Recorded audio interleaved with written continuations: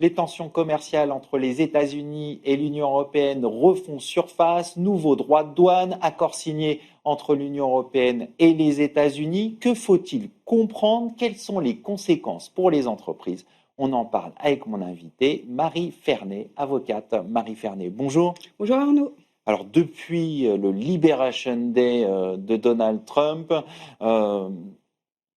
droits de douane qui sont exorbitants, des entreprises qui se posent des questions. Est-ce qu'on peut dire qu'il y a une guerre commerciale Union européenne-États-Unis qui refait surface?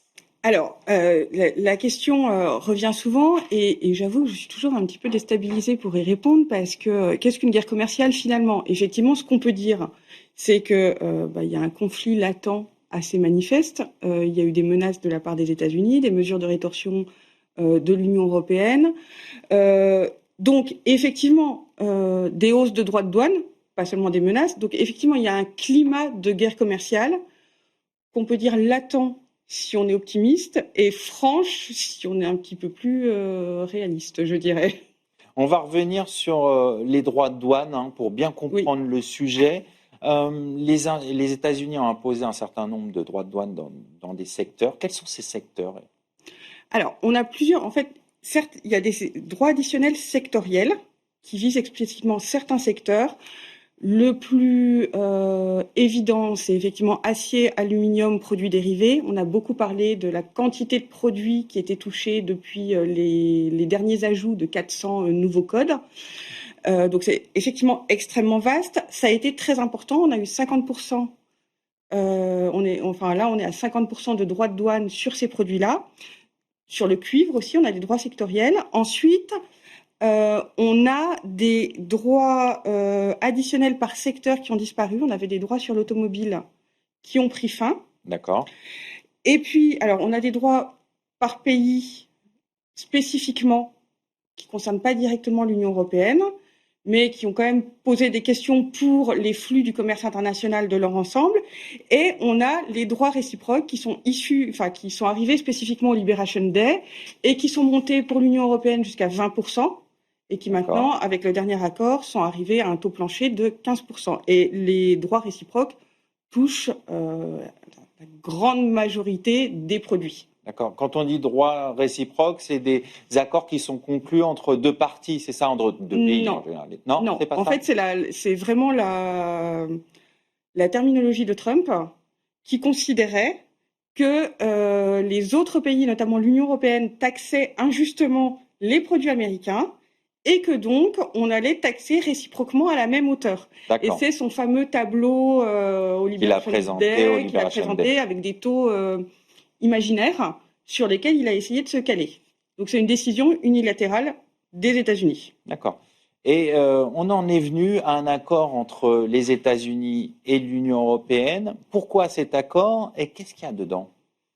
Alors pourquoi cet accord? Parce que comme à chaque épisode récent de guerre commerciale, c'était déjà le cas pendant le premier mandat de Trump, l'Union européenne annonce ou met en place des mesures de rétorsion, et puis tout le monde se rend compte que c'est compliqué pour les économies des deux pays. Et de toute façon, c'était l'idée de Trump dès le début, c'était de pousser à la négociation. Il l'a revendiqué, il a prétendu avoir des dizaines d'accords en cours de négociation. Donc c'était l'idée de pousser à la négociation d'accords commerciaux qui seraient favorables aux États-Unis, puisqu'il considère que les États-Unis étaient maltraités dans le commerce international. Donc cet accord officiellement est censé parvenir à une situation apaisée parce que l'incertitude était une grande problématique, reste une grande problématique de la période. Alors est-ce qu'on est à une situation apaisée vraiment? Je pense que ça dépend du point de vue. Objectivement, je pense qu'on peut affirmer qu'il y a quand même un certain déséquilibre au bénéfice des États-Unis. L'Union européenne a fait beaucoup de concessions. Il y a des suppressions de droits de douane annoncées sur des biens industriels américains. Il y a la remise en cause et en tout cas plus de flexibilité en faveur des États-Unis sur les barrières non tarifaires environnementales, type MACF, le règlement déforestation, ce genre de choses. Et puis il y a des engagements très forts de l'Union européenne, dont on va se demander s'ils peuvent être mis en œuvre, mais de coopération énergétique, d'investissement transatlantique, d'achat de biens militaires. Les États-Unis, eux, ont finalement assez peu d'engagement. Il y a un taux plancher à 15%, mais qui est exorbitant par rapport à la norme antérieure à la période. On garde les 50% sur l'acier et l'aluminium. Alors, l'Union européenne avait annoncé très explicitement au moment de l'annonce de l'accord que des contingents allaient être discutés. Trump a dit le lendemain, je crois, dans Politis que c'était pas à l'ordre du jour. Finalement, quand on lit les déclarations des deux parties, il semblerait qu'il y ait des discussions à venir sur des contingents tarifaires pour ces produits-là. Pour l'instant, on l'a pas encore. Donc, ça a été mal négocié par l'Union européenne ?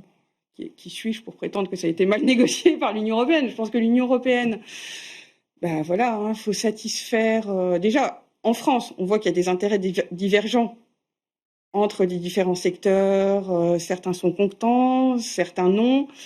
Il y a des exemptions qui ont été obtenues pour certains produits spécifiques, sur l'aéronautique, sur certaines choses. Bon, voilà, je pense que l'Union européenne a fait des choix. Si on me demande mon avis en tant que professionnel du droit douanier, objectivement, il y a un déséquilibre. En tant que citoyenne attachée à la construction européenne, je suis un petit peu déçue par la place politique de l'Union européenne, mais pouvait-on faire autrement ? J'en sais rien. On n'était pas dans les négociations. Et si on se place au plan juridique, que vaut cet accord ?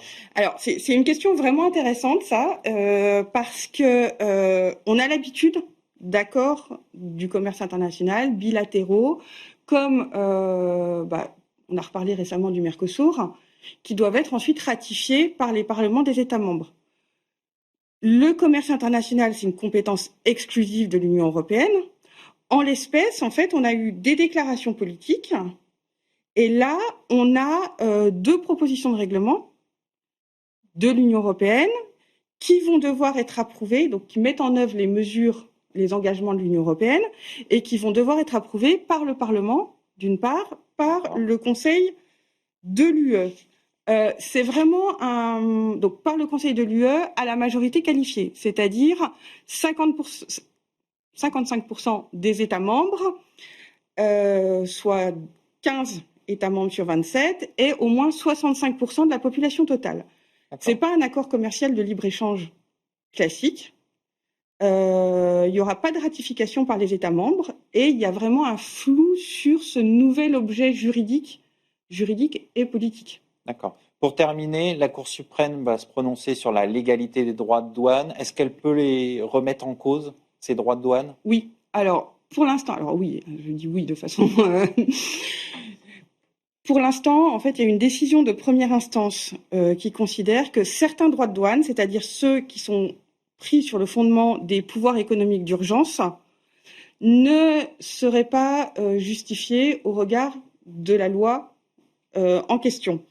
La première instance, la Cour d'appel ont motivé en droit leur décision, et il y a eu une ordonnance de blocage de ces droits de douane.